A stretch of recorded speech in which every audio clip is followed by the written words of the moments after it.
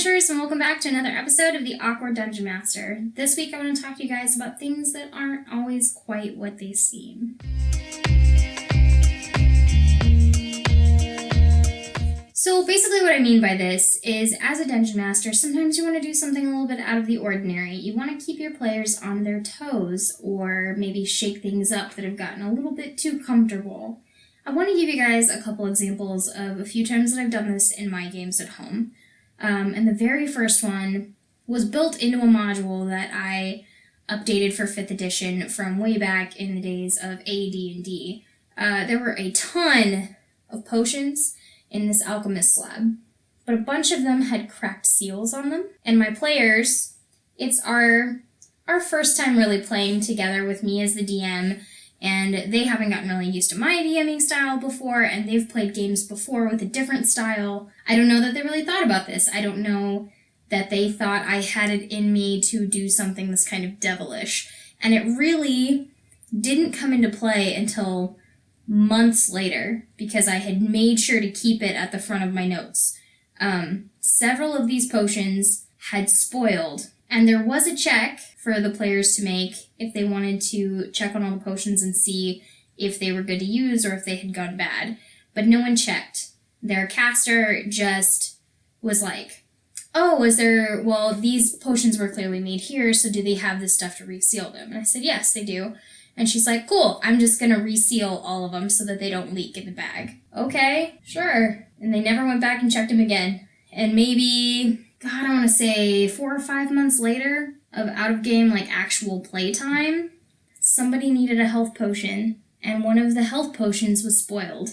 And it said in the module that the spoiled potions acted like basic poison. So instead of healing somebody, she dropped them unconscious. And it was insane because I knew what was going on, because I had kept that up in my notes. But my players were absolutely flabbergasted. They were like, wait, what? What was wrong with that potion? Was that one of the ones we bought, or was that the one from back when we were in the... Oh no. What? So we spent a good couple minutes of our combat of them all just going, what the fuck just happened? And they were completely confused, but eventually I was able to tell them, yeah, those potions that you guys got a while back that you sold most of, but you kept all the health potions, one of your health potions was spoiled, so it was poisoned. So every time you've used a health potion for the last 4 months, I've rolled a percentile die to see if it was the one from back then or not.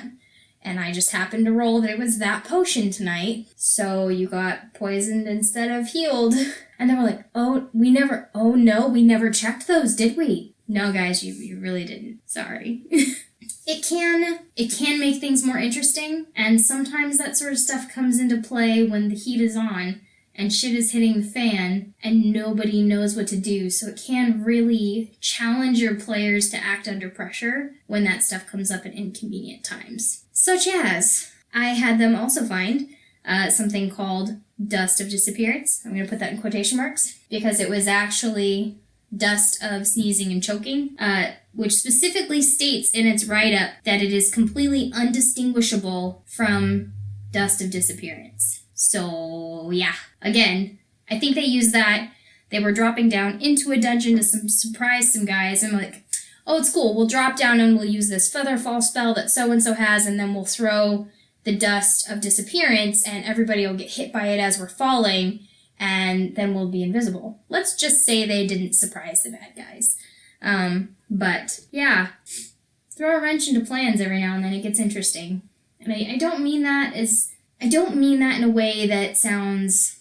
I don't want to murder my players. I want to challenge them to act under pressure and to think creatively when things go to shit. Because I think that adds something to the game. I really do. And I believe in my players, and they're creative, and they've proven time and time again that they can get out of those tight spots.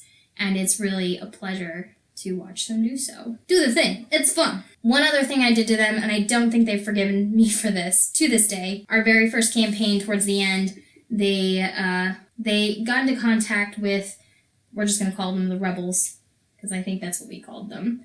Because I was very uninventive through my first campaign. I ain't gonna lie, it was hopelessly derivative, but it's fine.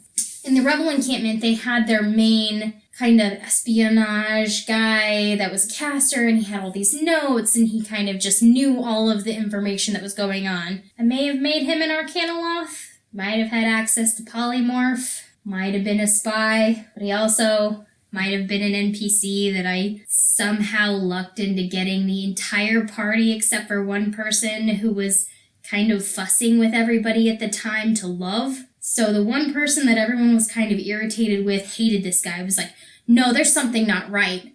But nobody would listen to him because according to them, he was throwing a big giant baby hissy fit and he needed to calm down. So that almost got outed at the very beginning. But because of that inner party conflict, it didn't. And it lasted almost all the way until the end of the campaign. And oh my god, when they found out that he had been passing inside information that had almost gotten them and people they loved killed on multiple occasions, whew, they about came unglued. So that was one of my brighter moments, in my opinion, in our first campaign.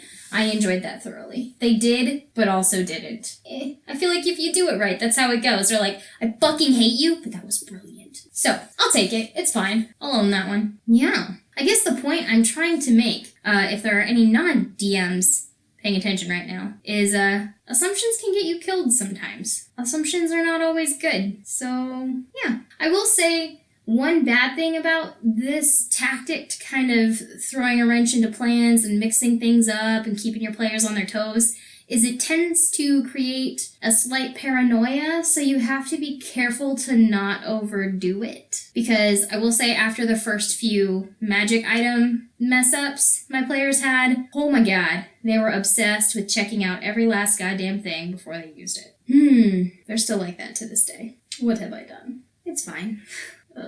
So if you guys have any really good stories about times that you have kind of switched things up, or you had an NPC that wasn't quite what they thought they were, or a magic item that had some secrets they had to divulge over time, let's go ahead and throw those down in the comments or on social media. I don't really care which. I just want to hear your awesome stories. Until next time, keep it rolling, adventurers.